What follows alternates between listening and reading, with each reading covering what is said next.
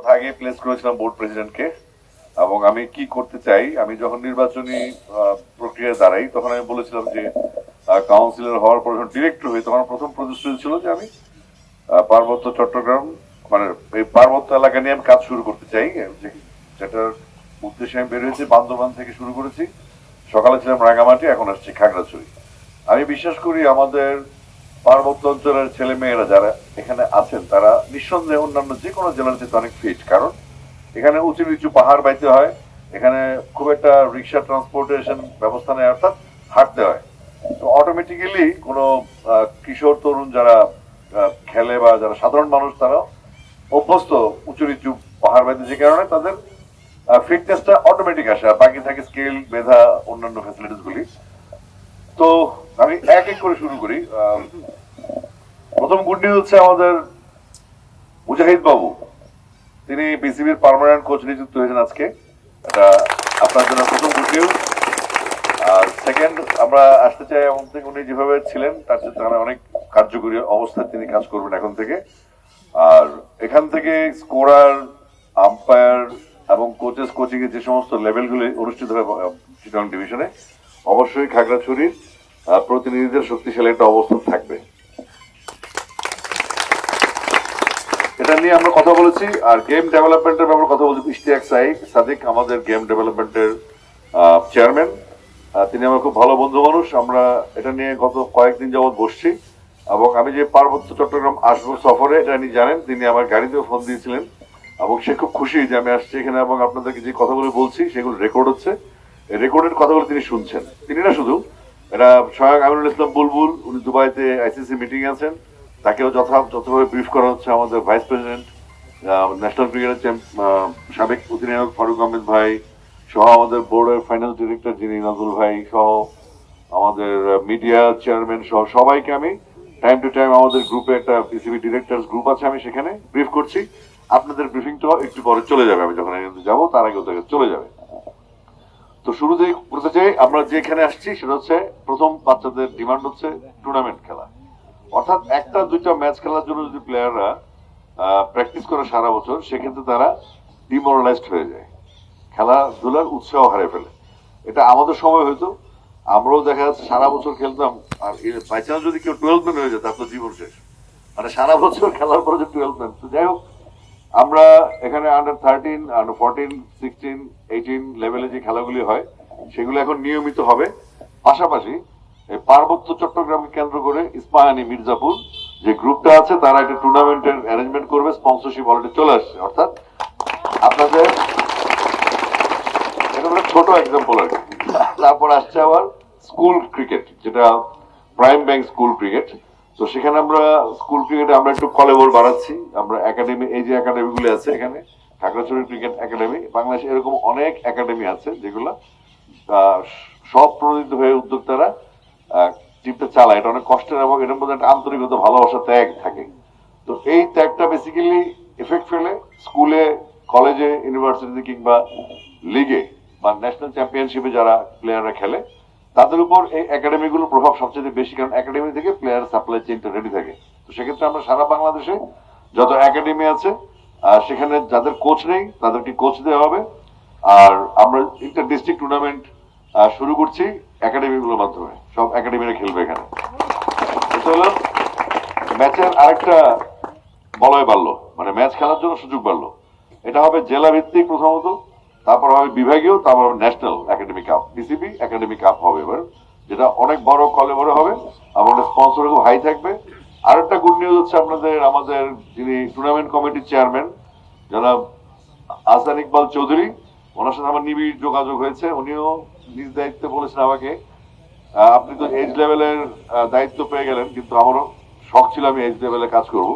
তাই বললাম কোনো অসুবিধা নেই, আপনার টুর্নামেন্ট আমার এজ লেভেল এবং গ্রাউন্ড, আমাদের ফ্যাসিলিটি ডিপার্টমেন্ট, লজিস্টিক ডিপার্টমেন্ট কিংবা আমাদের গেম ডেভেলপমেন্ট, আমরা সবাই একসাথে কাজ করব। এবং পার্বত্য চট্টগ্রাম যে তিনটা জেলা আমাদের আছে, এই তিনটা জেলার নারী পুরুষের সক্ষমতা, পাশাপাশি তাদের যে পশ্চাৎপদ যে অবস্থান স্পোর্টসের দিক থেকে, সেটা চিন্তা করে আমাদের একজন নারী ডিরেক্টর আছেন রুমা আব্দুল্লাহ, তিনিও আমাকে আমাদের গ্রুপে টেক্সট করেছেন, তিনি খুব খুশি যে আমি পার্বত্য এলাকা দিয়ে সফর শুরু করেছি।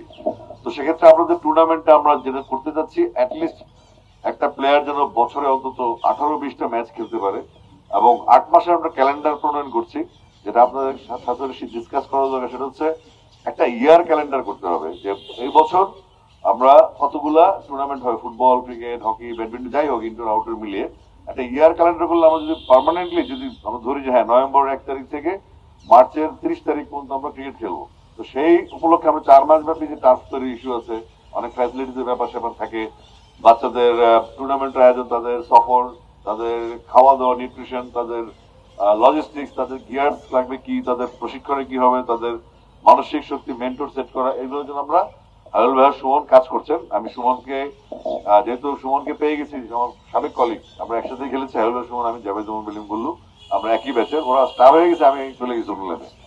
তো যাই হোক, এটা হচ্ছে আপনারা আমাদের সামনে যে অফার গুলো আসছে, বান্দরবান, খাগড়াছড়ি এবং রাঙ্গামাটিতে সিনথেটিক টার্ফ দেওয়া হবে ম্যাচের জন্য, টুর্নামেন্ট করার জন্য, খেলার জন্য, মাঠের মাঝখানে, যেন 15-20 বছরে এই সিজনে ফুটবল খেলুক, জায়গাগুলো এই টার্ফের কোনো ক্ষতি হবে না, এটা ঘাসের সাথে মিশে যাবে, আবার যখন আপনারা ক্রিকেট খেলবেন তখন এটা আবার অ্যালাইভ হয়ে যাবে। এরকম প্রায় 100টার মতো সিনথেটিক টার্ফের ব্যাপারে চিন্তা করা হয়েছে, এবং খুব দ্রুততম সময় এটা কার্যকর করা হবে। সেক্ষেত্রে খাগড়াছড়িও একটা টার্ফ পাবে। এই টার্ফের পাশাপাশি এখানে আমি গ্রাউন্ড যে ফ্যাসিলিটি দেখলাম, এখানে মোটামুটি গুছানো আছে। আর এখানে যে টার্ফ উইকেট আছে, এই টার্ফের জন্য যে কাভার দরকার, গ্রাস কাটার দরকার, রোলার দরকার, এগুলা তো আসলে বিসিবি সব দেয় না, কিছু আছে এনএসসি, ন্যাশনাল স্পোর্টস কাউন্সিল, এই বিসিবির সাথে এখনকার বর্তমান যিনি উপদেষ্টা আসিফ মাহমুদ সাহেব, ওনার সাথে ওনার যে জয়েন্ট সেক্রেটারি সাহেব সাহেব কথা হয়েছে আমার, এবং আমি আশা করছি তিনি খুব দ্রুতই এখানে ভিজিট করে যাবেন। তো আমরা চাচ্ছি যে আমাদের বাচ্চারা টুর্নামেন্ট খেলবেন, এবং আমাদের হাসান ইকবাল চৌধুরীর যে দুটা মাঠ আছে, সেখানে ডরমিটরি আছে, আমরা যদি এখানে টিমের সংকট থাকে বা টিমের খেলাধুলার সমস্যা থাকে, আমরা হোম অ্যান্ড অ্যাওয়ে বেসিসে 3 পার্বত্য জেলে নিয়ে কিন্তু টুর্নামেন্ট গুলো হতে থাকবে। তো এটার জন্য আমাদের পর্যাপ্ত মাঠ এখন পাওয়া গেছে। খাগড়াছড়িতে মাঠ অসম্ভব বড় মাঠ, এটা শুধু সংস্কার লাগবে। তো মাঠের ভিতরে আমি এখন যাইনি, মাঠের ভিতরে আমি জানি না, সম্ভবত অনেক সংস্কারের প্রয়োজন, কারণ আমাদের ক্রিকেট বললে খেলা, বল বাউন্স করলে মুশকিল, ইনজুরি হওয়ার সম্ভাবনা থাকে।